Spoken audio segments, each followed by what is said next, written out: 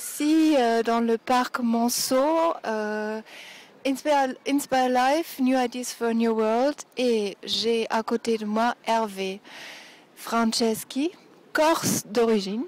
C'est ça. C'est ça. Décris-toi un peu, Hervé, qu'est-ce que tu fais? Qu'est-ce que sont tes occupations? Alors, mon occupation principale, j'ai envie de dire, c'est découvrir la vie à travers des expériences et des expériences avec les autres, avec les humains, mais aussi avec les arbres, avec les animaux. Une très belle découverte avec des animaux, très beaux échanges, notamment récemment avec des baleines et des dauphins, et puis aussi avec des chevaux sauvages. Je suis vraiment animé par ce qui pétille dans un regard. Tu vois, quand je te regarde, je regarde ce qu'il y a. Moi aussi, j'adore ça. Donc on Et, a ça en commun. et même si, par exemple, les arbres n'ont pas Dieu, hein, même sans jeu de mots, les arbres n'ont pas Dieu, eh bien, c'est comme si je les entendais. Je ne peux pas dire autrement, je ressens les arbres ou je les entends, et je peux communiquer avec eux. Je me sens un être parmi les êtres, où là nous sommes à côté d'un platane parmi d'autres platanes. Donc ce qui me différencie, je sais pas, c'est peut-être cette aptitude, je sais pas si je devrais dire naturelle, parce que je pense que nous avons ça naturellement, et que j'ai la chance ou l'opportunité de me reconnecter à ça naturellement. Depuis petit, je fais ça. Avant, je me cachais parce que je n'osais pas montrer que j'embrassais les arbres et je les entourais. Et puis, avec le temps, j'ai petit à petit appris à m'accepter ou à accepter de me montrer auprès des autres, puis d'en parler, et puis de me percevoir que ça égayait, ça rendait joyeux les autres. Donc, j'ai pris le temps de continuer, continuer et continuer.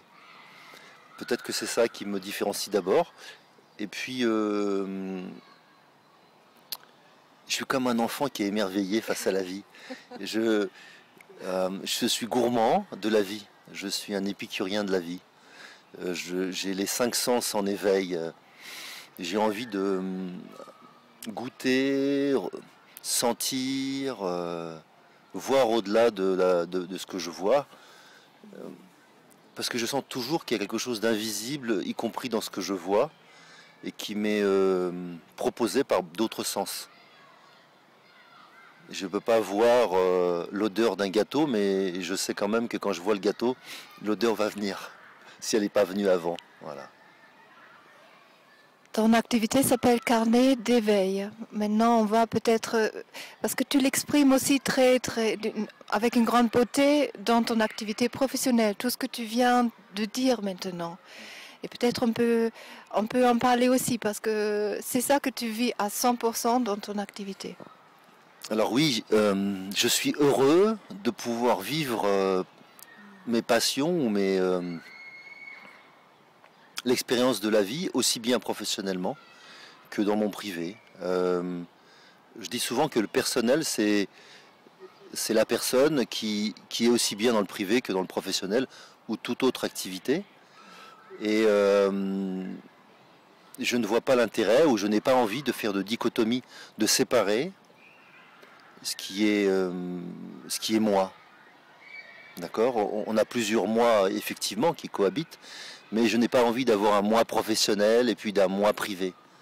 Même si je peux avoir des moments d'intimité à moi, que je peux partager par exemple avec un arbre ou avec un ami, une femme que j'aime, et avec mes enfants aussi, que j'aime beaucoup, mes amis qui partagent les mêmes envies que moi, ou bien de faire découvrir ces moments. Ça peut être des moments y compris d'intimité à plusieurs.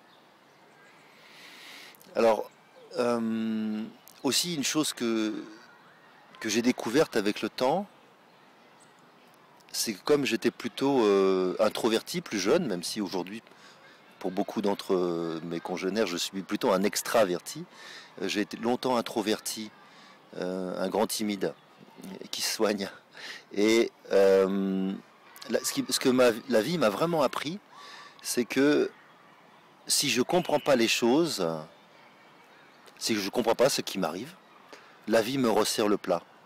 Comme si j'avais besoin de dire à celui qui me les sert, non, ça, j'en veux plus. Non, ça, j'aime pas. Ou pas comme ça. Et puis quand j'aime aussi de dire, ça, j'aime, et je suis heureux avec. Et donc pendant longtemps, je n'ai rien compris à mes émotions. Mais à rien. Je ne savais pas ce que c'était. J'étais juste gêné par mes émotions, et même de la joie, j'étais gêné. Parce que je ne savais pas la vivre, ou je ne savais pas l'accepter, je crois.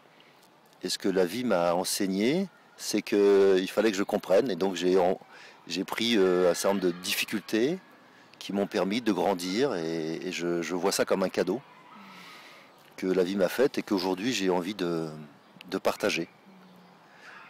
Et les arbres, je trouve, les arbres et les animaux ont ceci en commun qu'ils nous rappellent à des choses simples. L'humilité, par exemple. Quand je veux dire humilité, je veux dire être à sa place. Et souvent, on a tendance à... Enfin, j'ai vu autour de moi qu'il y avait souvent confusion entre humilité et modestie. Et puis, l'incompréhension que c'est un sous-moi qui se joue. D'accord ? Ce qu'on appelle le petit ego, un sous-moi qui m'empêche d'être moi pleinement. Et la modestie empêche mes congénères de prendre leur place. Et puis, souvent, quand on en fait trop, on est rappelé à l'ordre. Mais quand on n'en fait pas assez, peu de gens vous regardent droit dans les yeux en vous disant « Et là, qu'est-ce que tu fais ? Pourquoi tu ne peux pas prendre ta place ? Ou pourquoi laisses-tu ta place à quelqu'un d'autre alors que c'est la tienne ?» Et je m'évertue aujourd'hui à œuvrer dans ce sens, à permettre à mes amis, quand je dis mes amis, aussi bien des gens que je ne connais pas, mais qui peuvent devenir mes amis demain. Oui, ça peut-être ce que ça me singularise aussi, c'est que je crois profondément, j'aime profondément les gens, je crois profondément à l'amour qui peut tout transformer. Je crois profondément à ce virus extraordinaire qui s'appelle l'amour. Il y en a un autre que j'adore beaucoup qui s'appelle la joie aussi comme virus. Parce qu'à leur contact, ça se propage, même si je veux pas. Quand je suis amoureux, je fais aimer. Quand je suis joyeux, je rends gai ou je permets à d'autres de rentrer en contact avec eux-mêmes sur ce registre qui peut être un rire, mais aussi peut-être une joie paisible, un émerveillement, un enthousiasme. Et tout comme cet arbre-là, magnifique, cette platane qui nous accompagne dans cette interview, tu accompagnes aussi les personnes.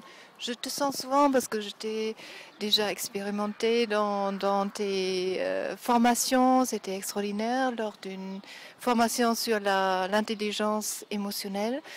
Tu étais là un peu comme cet arbre-là et tu as propagé en fait tout cela, tu le donnes aux autres et tu les accompagnes à trouver ce point en eux aussi.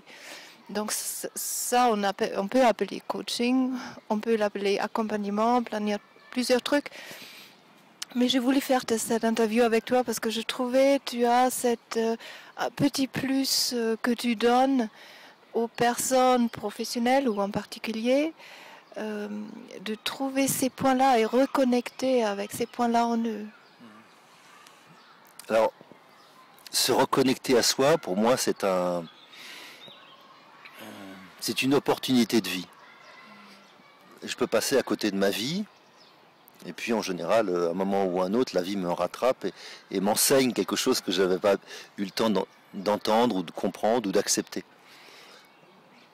Et être à sa place, je trouve que c'est le plus beau cadeau qu'on puisse faire. Ça permet par l'exemple, par la présence, de permettre à chacun d'arrêter de jouer un jeu qu'on appelle plus ou moins le jeu des chaises musicales, quand on enlève une chaise et qu'on est tous en train de courir pour essayer d'avoir une chaise. La seule chose, c'est que souvent, on ne s'assoit pas à la bonne chaise, c'est pas la nôtre. Il y a une chaise de libre et on veut juste pas rester debout et on s'assoit. Et ce que j'essaye d'enseigner, ou je fais simplement, je crois en étant, c'est le fait d'être à ma place, comme cet arbre, hein, ce qui nous différencie fondamentalement déjà entre les arbres et nous, c'est qu'ils sont des êtres debout, mais enracinés et qu'ils ne bougent pas. Alors que nous avons la possibilité de nous déplacer à l'autre bout du monde. Et eux, ils le font autrement. Ils le font par, on va dire, une sorte de... Soit à travers d'autres animaux, par exemple, comme les abeilles qui vont essaimer le pollen un peu partout. Alors ça fait peut-être pas le tour du monde, mais je ne sais pas exactement combien traversent les abeilles ou combien le pollen peut traverser peut-être de ruche en ruche avant peut-être d'être transformé en miel. Voilà, c'est qu'est-ce que je vais essaimer de ruche en ruche. Je te dis quelque chose que tu donnes à quelqu'un d'autre, qui donne à quelqu'un d'autre, et avant que ça fasse le miel de quelqu'un, je ne sais pas. Là, on le diffuse. Oui. C'est sûr. Et ce que tu diffuses, c'est vraiment très profond. Après, on se sent plus élevé, donc c'est très très beau. Et voilà, je voulais juste exposer ça. Tu fais aussi des formations ailleurs, donc tu te transplantes avec les personnes que tu accompagnes, parfois en Hawaï, tu proposes, ou en Maroc, dans des lieux un peu illicites où tu connectes aussi avec des animaux ou des arbres et tu enseignes aux personnes qui ont perdu un peu cette connexion à le refaire, à le réapprendre. Ça semble très important pour toi, ça. Oui, comme je te disais tout à l'heure, mon parcours fait que j'ai été d'abord un timide et donc je pense à tous les timides de la planète et je me dis, une phrase que m'avait dit Jacques Salomé un jour, il m'avait dit, tu vois, quand je vois quelqu'un, je vois l'enfant qui est dans cette personne quand il vient et qu'il a peur et qu'il est en difficulté, je vois l'enfant qui a peur, je ne vois pas l'adulte. J'ai l'impression exactement la même chose. Je sens en plus un profond amour que j'ai pour les gens qui viennent simplement, je sais pas l'exprimer autrement. Je ressens que j'ai pas seulement de la bienveillance. Avant je disais bienveillance, maintenant je dirais amour, parce que je crois profondément que je ressens d'âme à âme, je vais dire ça comme ça, une connexion entre les personnes, les autres et moi. Et je me sens d'une manière assez subtile, hein, je ne sais pas toujours le définir avec des mots, en tout cas je sais le ressentir maintenant assez bien, ce qui se joue en moi ou ce qui se joue par exemple en toi en ce moment. Je peux ressentir l'autre et me caler ou reculer si c'est nécessaire ou m'avancer pour que chacun ait sa place. Donc tu parlais de Hawaï, oui je trouve que cette terre est extraordinaire, j'ai adoré. J'ai passé des semaines absolument superbes à Hawaï, avec les dauphins, tout d'abord. La terre volcanique aussi est particulière. Les gens, un accueil superbe. Et puis quelque chose qui est particulier à Hawaï, en tout cas pendant la saison de reproduction des baleines, c'est qu'on peut voir beaucoup de baleines. J'en avais déjà vu quelques-unes, mais là il y en a énormément. Et avec donc les mères et leurs petits par exemple. J'adore les baleines. Alors là, c'est quelque chose presque plus que les dauphins. Désolé tous les amis des dauphins, mais j'adore les baleines et c'est pour moi quelque chose de très spécial. Et je me rappelle de la première journée on m'a dit après que c'était quelque chose d'exceptionnel, mais pour moi c'était la première journée, donc je croyais que j'allais vivre ça à chaque fois.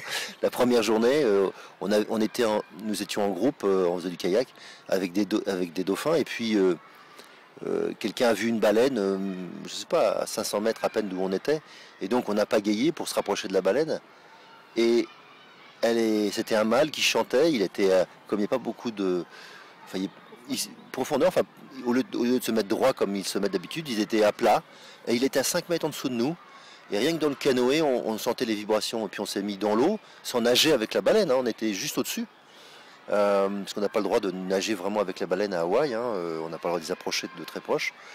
Et juste ça, j'ai eu l'impression que mon corps se transférait comme un orgue, c'est-à-dire que chaque vibration, je mettais une note.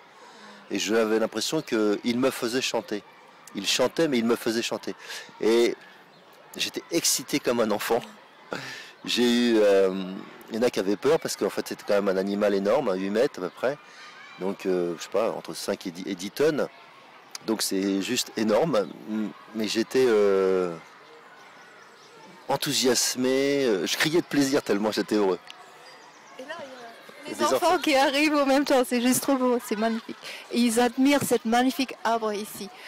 Moi, je te remercie beaucoup, Hervé. Vraiment, est-ce que je peux te demander encore une question un peu particulière? Est-ce que quand tu as des moments un peu où tu te sens un peu découragé, peut-être, je ne sais pas si ça t'arrive encore, ou un peu triste ou, ou sans force, est-ce que tu as une petite recette à donner aux spectateurs où tu dis, bah, faites ça, peut-être ça va vous remonter, ça va vous redonner le courage, ça va vous re-inspirer. Alors si je suis triste, je vais déjà commencer par prendre conscience de ma tristesse et l'accepter. Parce que la tristesse m'informe que j'ai un deuil à faire de quoi que ce soit, peut-être court, peut-être long. Donc accepter ce deuil, parce que si j'acceptais pas le deuil, la tristesse va rester en moi, je vais la bloquer et ça va perdurer dans le temps.